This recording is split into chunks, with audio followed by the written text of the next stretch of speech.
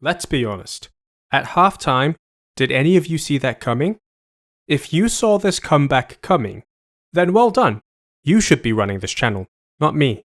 I don't know what was said in that Bayern dressing room at halftime. Some colourful words must have been spoken, but they came out a different team. Well, they were kind of the same until Perne the Harder came on, but for the last half an hour of the game, they turned into a different team. The Bayern Munich everyone was used to seeing. Arsenal started really well, living up to the name of the reigning champions, but in the second half, Bayern Munich clawed themselves out of the 2-goal deficit to complete the turnaround of dreams. Arsenal collapsed in the second 45. You forgot they actually won the damn tournament last season. So, since this is a UEFA game and they're strict on copyright, we'll be doing a slideshow of the game instead of using the actual footage. In that case, how did it all unfold? How did Arsenal get off to a bright start? How did Bayern Munich complete the comeback? And what is the huge problem in Arsenal's system? Bayern didn't press high in the first half. Defensive positioning and togetherness the priority for Jose Barcala and his team, which is completely fine. You can see their 4-4-2 defensive shape very clearly here. However, there are two things of note in this image. One is the positioning of Linda Dahlmann. Lea Schüller is already putting pressure on Mariona Caldente, which means Dahlmann is basically in no man's land over here. At this point, she should be dropping back to cover McCabe. The second thing of note is whilst the 4-4-2 shape is visible for Bayern, it's not compact at all. The midfield line is too far from the defensive line. Ideally, Stanway would drop back to here. Clara Bühl, who is actually really good at crocheting. I mean, look at that. That's so cute. Oh, sorry, I got sidetracked. Bühl would be goal side of Emily Fox, with Dahlmann dropping back as well like I mentioned earlier. Pressing the centre backs and Caldente is Lea Schüller and Jovana Damjanovic's job, which they didn't do a very good job of during their time on the pitch. Look at how much empty and exploitable space there is for Arsenal in front of the Bayern backline. It takes just one simple pass from Caldente to Ford for Arsenal to get in behind the Bayern Munich midfield, and Ford is away. Arsenal are now in the final third as Pelova picks McCabe out with a good ball, and as the cross comes in, Bayern's defensive positioning is pretty good here. The back four are tight, central midfielders are on the edge of the box, and as Balisaga heads away, Emily Fox beats Bühl to the ball, and Franziska Kett, who is genuinely one of my favourite players to watch from the Euros, doesn't get tight enough to meet, allowing her to take a shot with the right foot straight at Maria Gross, who ends up parrying it in front of her, and Emily, the Fox in the box, scores Arsenal's first goal of the game. It's easy to say that Gross should have pushed the ball anywhere but in front of her, but with Mead putting a load of venom into the shot, all Gross could do was react to it, so I won't be too harsh on her for that. The goal mainly came from Bayern's lackluster defending in the middle third, which continued on for the rest of the half. In stark contrast to Bayern, Arsenal pressed Bayern Munich very high up. Bayern's build-up structure is like so. Julia Kvin and Franziska Kett both drive forwards, and they drop Georgia Stanway back with the centre halves to form a back three. Tanikawa Momoko would then drop into the holding midfield spot. It looked like Bayern's back three of Viggósdóttir, Balisager and Stanway were really isolated back here. Because they were. They were incredibly narrow, you could throw a handkerchief over them. This made it very easy for Arsenal to press them. Alessia Russo and Stina Blackstenius both worked really hard to close down the Bayern backline whenever they were trying to build up, whilst the other Arsenal players marked every Bayern player one for one, making it incredibly hard for Bayern to exit their own half. Whenever they did manage to exit their own half, Arsenal would win the ball back very quickly and pump it long immediately, pinning Bayern back. Mead has the ball on the right hand side, and if Stina Blackstenius had proactively moved into this space instead of reacting to Russo crossing the ball in there, she would have connected with the ball better for this chance. With that being said, she still did really well to strike it nicely, and it was unfortunate that she hit the bar. Now this is something that really bothers me about some teams. If you clearly see that playing the ball out from the back isn't working, and this is clearly a managerial decision for Bayern to play out the back, if you're someone like Stina Balisager here, at some point, I feel like you just have to give your coach the middle finger and say this isn't working, and just boot the ball long to avoid conceding another goal. Blackstenius does a great job shutting down this passing lane to Viggósdóttir, which puts Balisager in two minds about what to do.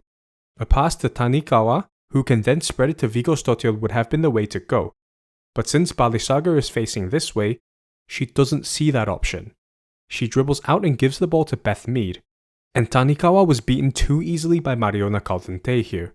As someone who's renowned for her shooting ability outside the box, under no circumstance should Tanikawa let Caldente shift the ball onto her right foot here, and Mariona accepts the gift from Bayern and doubles the Gunners' lead. Bayern's defensive discipline started to slip in the second quarter of the game, as Linda Dahlmann popped up on the left flank needlessly here, leaving behind this space the size of Bavaria for Katie McCabe to run into, and she provided a great chance for Blackstenius as she puts the ball wide. Ford also had the opportunity to be patient and play a teammate in here, but she just decided to shoot a pretty rubbish shot towards goal. Jovana Damjanovic in the 10 role wasn't very effective, since she kept playing with her head down and failed to release passes at the right time, something Tanikawa was able to fix when she moved into the 10 role in the second half. Arsenal pressed Bayern really well, and going into half-time, it didn't seem like Bayern could recover from this. It seemed like Arsenal thought going 2 goals up meant that they had won the game already, so they just stopped pressing Bayern high and started doing shooting practice against Maria Gross. Alessia Russo here taking a wild swipe at the ball instead of passing it to one of her teammates. This effort was a bit better, but it still felt like Arsenal weren't willing to be patient. Renee Slethurst must have said at half-time, whoever scores from outside the box gets a 50 grand bonus. Ford had a go over here, and Pelova also had a go later on. Bayern started to vary the build-up style. They started to pump the ball along a bit more, going the more direct route. But the big change came in their defense. They didn't press high, but rather pressed Arsenal aggressively when they entered the middle third. This was a huge change as Arsenal were a lot more uncomfortable in possession under Bayern's defensive pressure. Stanway works incredibly hard here to close down Caldente, not letting her turn and forcing her to play the ball back to Steph Catley. This is much better from Bayern. It's clear Barkala needed to make substitutions, and he got it spot on. Damjanovic, Schürrle, and Dahlmann all came off, and Alara, Pernille Harder, and Ariana Caruso all entered the pitch. This pushed Tanikawa up to the 10 position, and Stanway would now be the box-to-box midfielder, with Caruso the one protecting the back four. Alara and Pernille Harder both worked hard off the ball, and especially Alara, providing the defensive discipline needed on the right-hand side, which stifled McFord on the Arsenal left flank. Caruso added a lot of energy in midfield, shooting forward to press Mariona Caldente here. Terrified at the sight of Ariana Caruso charging at her with the potential of a two-footed tackle, Caldente produces a loose touch and Tanikawa picks the ball up. This is the worst place for an attacking team to lose the ball. Arsenal are in an attacking mindset. Bayern play a couple of nice passes and suddenly Tanikawa has the ball with just the 2 Arsenal centre-backs in front of her. Vauban-Moy is caught in 2 minds on whether she should shut Tanikawa down or track Bühl. By the time she made her decision, it's already too late. Tanikawa plays a lovely ball to Bühl and she's away. Bühl times a lovely ball over to Alara for her to claw a goal back for Bayern. I want to mention something I didn't talk about in the first half, which is that the midfielders for Arsenal, like Mariona Caldente, Victoria Pelova, and Kim Little, who didn't play in this game, are all number 10s shoved into playing as a central midfielder. What those players lack is defensive discipline. Whilst they do pop up with an interception here or there, or a good challenge, defending the area in front of the back line, the number 1 defensive job for a defensive midfielder, has constantly been a weakness for Arsenal this season. And this area in front of the back line is exactly the space Bayern targeted with their attack. In the first half, Mariona failed to track Tanikawa properly, allowing her to turn and play the ball forwards. Clara Bühl then drove at Foxy, and let's take a look at this space. There's absolutely no Arsenal player protecting the back 4. Bühl finds Schürrle with a good pass, but the shot turned out to be catching practice for Daphne van Domselaar. With the score at 2-1, Renee Slethurst brought on Kyra Cooney-Cross for Pelova, which is a like-for-like substitution because Cooney-Cross isn't a holding midfielder either. I love Cooney-Cross, but she's the kind of player that needs a Katrina Gori next to her to do the nitty-gritty defensive work. It's a shame they didn't have a holding midfielder to bring onto the pitch. I wonder what happened with, oh my goodness, what was her name? Was it, oh god. Oh yeah, Lia Valti. Once Tanikawa Momoko was pushed further into the number 10 role, she was excellent at finding pockets of space in between the Arsenal midfield and defensive lines. As Bayern win the ball back in their half, Tanikawa is positioned here, behind the triple C's of Caldente and Cooney Cross. And let's just take a second and be happy it's triple C's and not another letter. I bet you, if Arsenal still had Lievalti, she would be marking Tanikawa right now, provided she gets on the pitch. Tanikawa and Stanway play a neat 1-2, and the ball is spread out wide to Clara Buell. Neither Cooney Cross nor Caldente clock that Pernilla Harder, who, let's not forget, scored a hat-trick against Arsenal last year, is completely unmarked in front of the back four. I also want to point out Tanikawa's run is so important here.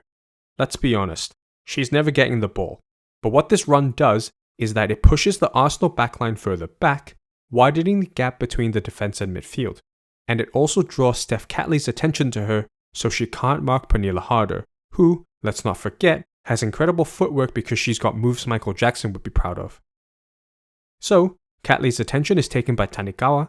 Cooney Cross and Caldente were slow to realize and thus isn't in position, so no one is marking Pernilla Harder, who, let's not forget, still lives in 2015, and she equalizes with a good left foot effort. Bayern kept peppering the edge of the box, aka the space the central midfielder should be defending, as Julia Gvin tests Van Domselaar with another effort. Bayern take the corner, the ball goes back to who else? Clara Buell, and Taylor Hines gives her way too much space to put the cross in. But if we go back a little bit, let's take a look at Glódís Perla, who shapes to run in behind Lotte Wubben-Moy, and Wubben-Moy is positioned well here, knowing where Viggósdóttir is. However, Viggósdóttir then changes direction and runs towards the near post, and this throws off Wubben-Moy's balance as she now has to adjust her weight the other way to run towards the near post. This is elite centre forward movement from Viggósdóttir. It's clear she's been taking tips from the likes of Lea Schürrle and Pernilla Harder. She lunges out and manages to turn the ball past Daphne Van Domselaar, completing the comeback, and they absolutely deserve it. Arsenal were punished for not closing out the game earlier, and a tactical and personal change from Bayern led them to a magnificent turnaround. Bayern will take a huge amount of confidence from this, as a team that are able to solve their own problems, and as a team that stuck together and believed the comeback was possible. Huge credit has to be given to José Barcala, who, I'm sure had some fruity words to say at halftime. Clara Buell and Georgia Stanway were both excellent, and Tanikawa Momoko influenced the game a lot more when she was pushed forward into the attacking midfield position. Alara and Pernilla Harder worked hard off the ball, and both got the goals they deserved. As for Arsenal, is it time to press the panic button yet? Not really. But if René Slechers doesn't sort out the midfield problem, then more and more teams are going to exploit the lack of defensive work rate and positioning intelligence. It's by far their biggest problem, and it's going to have to be solved in the January transfer window. As things stand in the Champions League phase table, my Manchester United are third and unbeaten. So that's all I really care about.